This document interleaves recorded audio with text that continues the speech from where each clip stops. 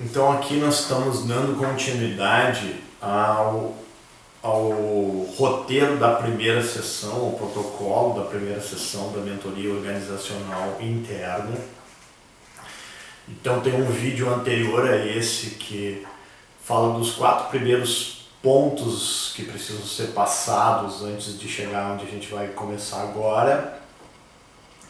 Aqueles pontos anteriores, eles são para todas as sessões daqui para frente. Agora a gente vai falar então dos pontos específicos da sessão 1. Né? A sessão 1 ela tem 3 objetivos. Né? Quais são esses 3 objetivos? O primeiro objetivo é integrar mentor e mentorado. Esses caras não se conhecem, você se conhece numa outra esfera. Muito mais profissional. Agora a gente precisa fazer essa relação ficar horizontal. É muito comum mentor e mentorado terem uma hierarquia, às vezes um nível, às vezes 2, às vezes mais níveis de hierarquia, e eu preciso integrar para essa relação ficar mais horizontal, né? Não ficar, quando tem um porquê que precisa ficar mais horizontal, né? Porque quando tem uma hierarquia muito alta, tudo que o mentor fala, o mentorado diz amém. Não pode ser assim, tem que ter uma coisa onde se discuta mais, se reflita mais, se pondere e se discorde. Né? Então, isso começa pela apresentação pessoal. Então, uma das coisas é essa integração, esse é um dos objetivos. E a própria empatia, ela começa aí, né? A empatia, a simpatia, o carisma, a ligação, tudo isso ela começa na primeira sessão. Ela não finda, mas a primeira impressão ela é importante, porque se a gente começar gerando resistências, depois vai dar uma trabalheira para desmanchar isso, e nós temos pouco tempo. O processo é um processo justo, então a gente precisa aproveitar bem esse primeiro momento. O segundo objetivo, e também um objetivo muito importante, é estabelecer as normas de convivência. O que é combinado não sai caro. Né? Então, nós temos para isso um contrato de convivência. Você encontra o contrato de convivência na nossa biblioteca, nós já falamos que as ferramentas estão lá. Ela também está no livro de mentoria. Lá na página 366 você encontra o modelo do contrato de convivência. Esse contrato de convivência do livro pode ter sido ajustado para a sua organização por algum motivo, incluindo ou adequando alguma cláusula. Então é importante ir na biblioteca para ver qual é o modelo que tem lá. Esse contrato de convivência ele faz uma menção ao código de conduta. E o código de conduta, ele é a relação. Então, o contrato de convivência é a relação entre o mentor e o mentorado. E o código de conduta é a relação entre o mentor e a organização. Que o código de conduta foi assinado durante a formação do primeiro workshop. Né? Então, você já assinou. Mas o mentorado não conhece. Então depois a gente vai estar explicando isso, mas é o segundo objetivo. Vai estar explicando em seguidinha quando eu explicar como é que faz esse processo. Mas o segundo objetivo é estabelecer essas normas. E o terceiro objetivo é falar sobre a encomenda da mentoria, ou seja, o que a gente vai trabalhar em específico. No nosso protocolo, a mentoria organizacional não é uma conversa entre mentor e mentorado só.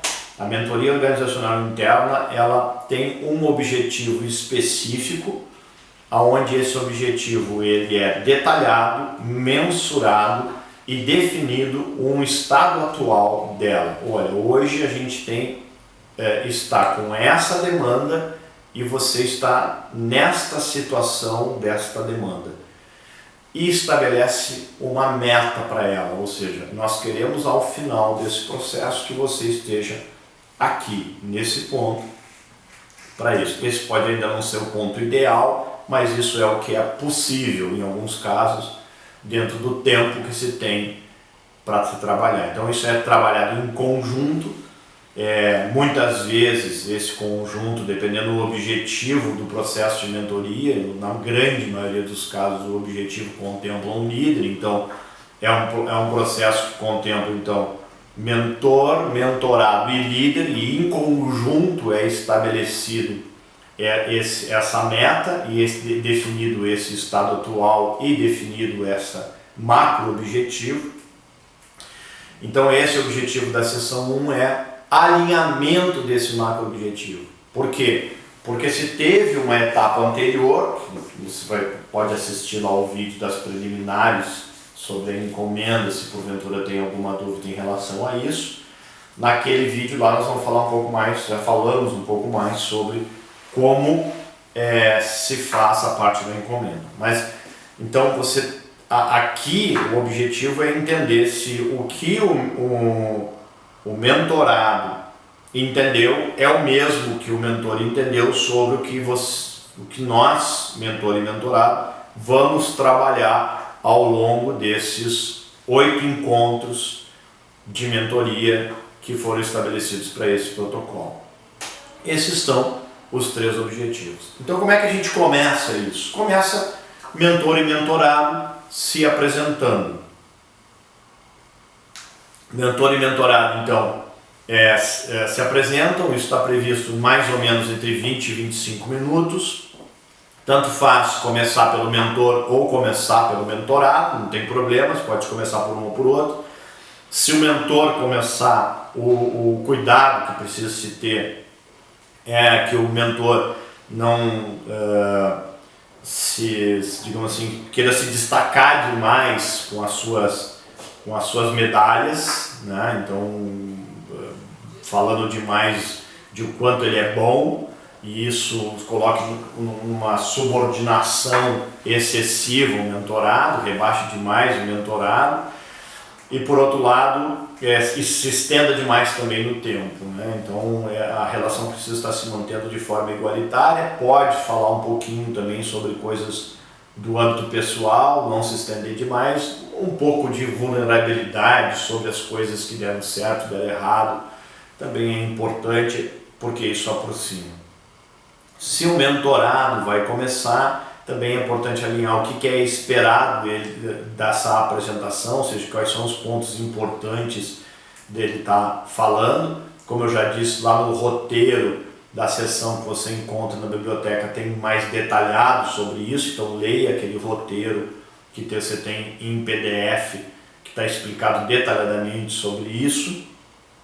Ele tem ali de 10 a 15 minutos, explique para ele que ele tem de 10 a 15 minutos e vá monitorando o tempo, sinalizando, olha, então só não querendo te interromper, você tem ainda aí mais uns 3 minutos para fazer uma conclusão, então para te poder ir orientando e não deixar ele passar muito do tempo dele.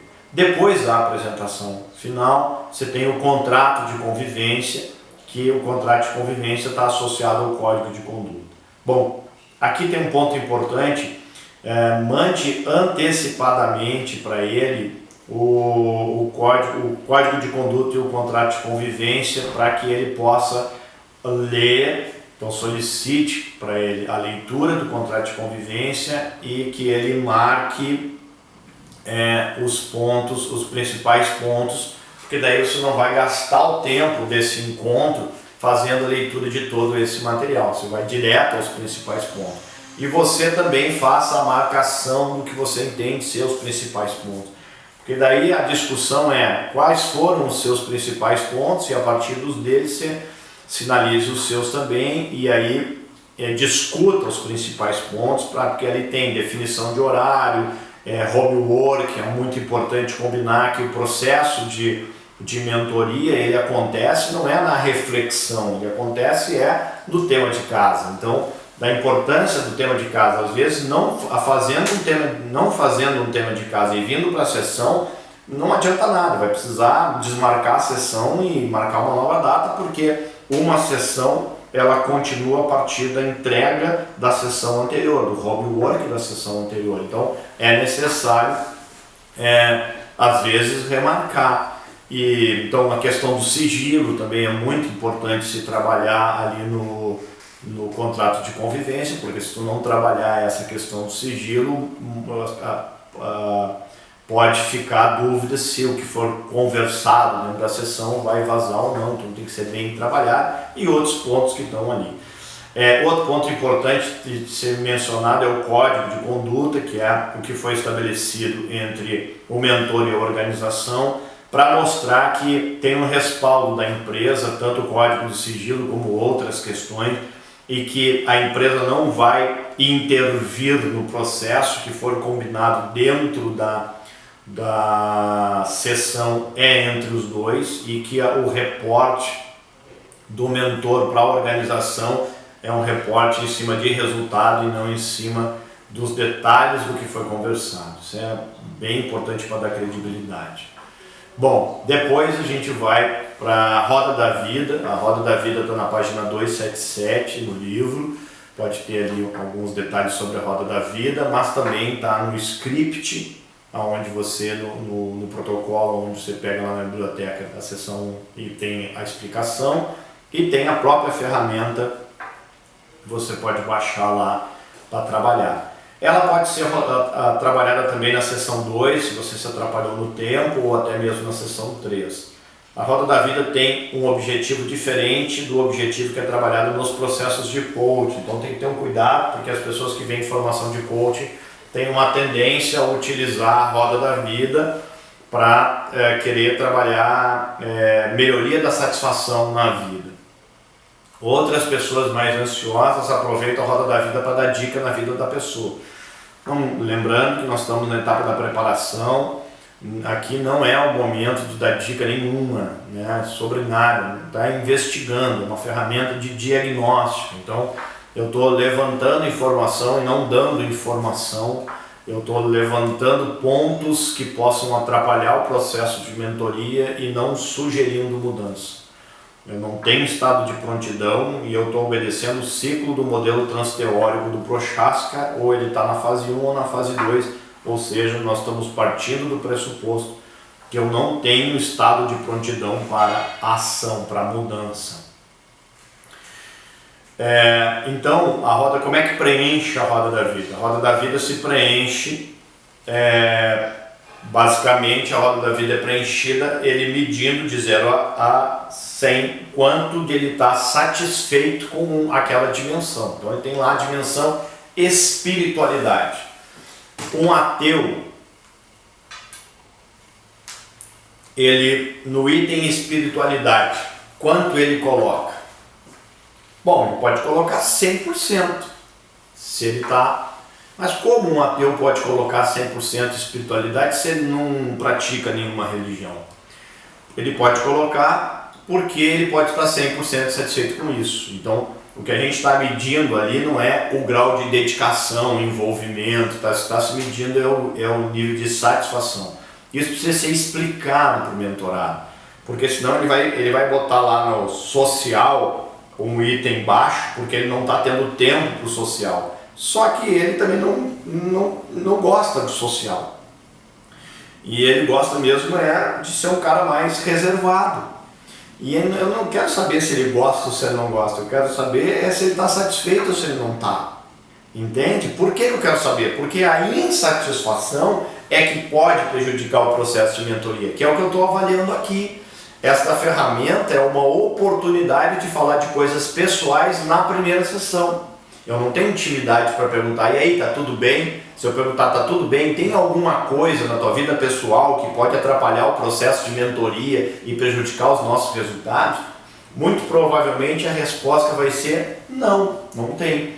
Agora, essa ferramenta, ela pode me dar indicadores de que eu investigue e identifique isto, e aí eu consiga trabalhar isso mais na frente. Então, depois que ele preencheu, eu consigo perceber lá, às vezes no 9, ele botou 10 em tudo, tem um 9 lá, eu digo, tá cara, mas esse 9 aí, o que é? O que houve?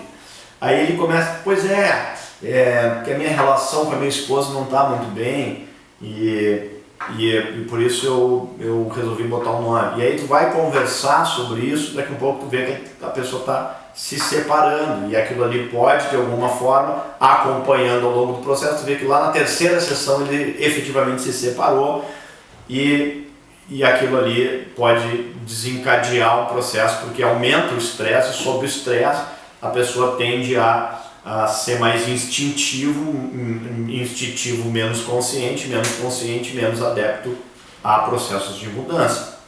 Então precisa ser monitorado esse tipo de coisa. E tu identifica ali. Mas como que ele botou 9 então? Porque tem gente que é mais otimista, e sendo otimista ele vai tender a ter notas mais altas.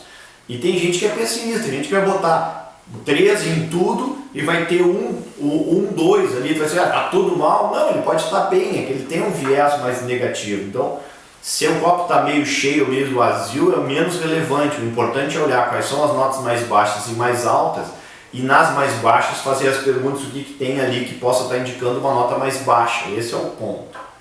Outro ponto importante na roda da vida, e assim como nas outras ferramentas, é você fazer a sua antes de aplicar. Nunca vá para uma sessão sem ter feito a sua ferramenta antes de aplicar para outra, porque ali surgem as dúvidas. Por exemplo, na roda da vida, a pessoa vem assim e diz assim, tá, mas vem cá, aqui no item trabalho tem um ponto ali que é contribuição. O que significa esse ponto contribuição? Daí o mentor que não preencheu a ferramenta vai, deixa eu ver aqui, onde é que está isso?